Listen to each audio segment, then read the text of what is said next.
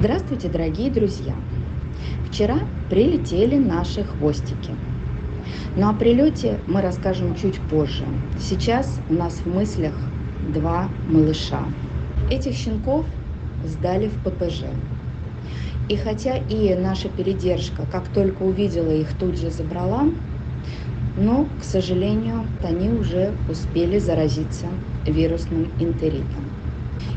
И сегодня ей уже пришлось ехать с ними в клинику, так как появились все симптомы этой болезни. По анализам энтерит подтвердился. Малыши получили лечение, и теперь предстоит борьба за их маленькую, только еще начавшуюся жизнь. Им еще нет и 2 месяцев.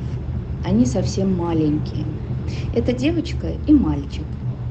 Мальчика назвали Тео, а черно-белую девочку – Рю. К сожалению, кураторы на них не откликнулись.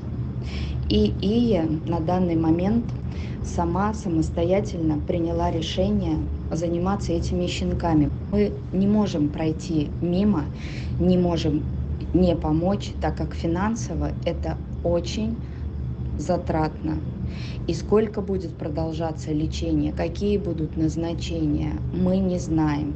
Мы, конечно, верим и очень надеемся на то, что малыши справятся, и врачи им в этом помогут. Друзья, этим малявочкам жизненно необходима ваша помощь и финансовая поддержка. К сожалению, на группе уже слишком много хвостиков, которым нужна помощь и просто необходимо лечение.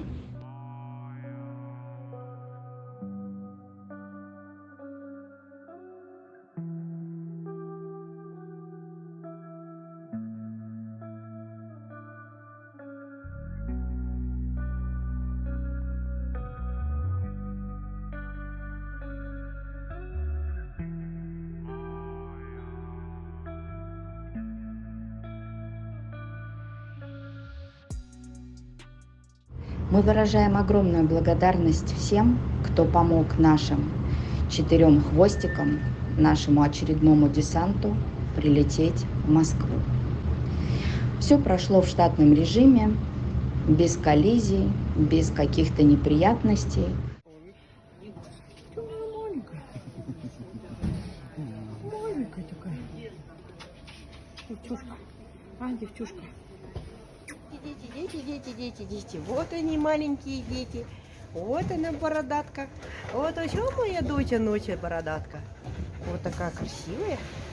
Вот такая доченька. Мы нарядились с красным ошейничком.